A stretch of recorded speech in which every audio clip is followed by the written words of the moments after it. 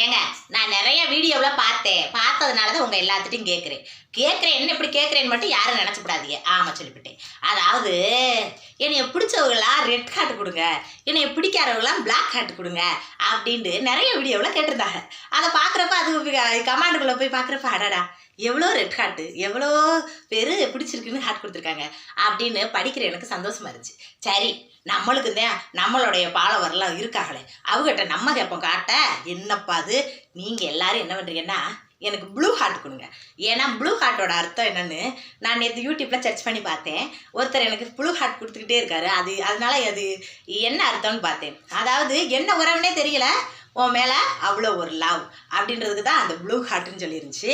அதனால் நீங்கள் என்னை பிடிச்சவங்க என்ன உறவுனே உன்னை தெரியல, உன்னை எனக்கு பிடிச்சிருக்கு அப்படின்னு நினைக்கிறவங்களாம் எனக்கு பிளாக் வச்சு ப்ளூ ஹார்ட் கொடுங்க.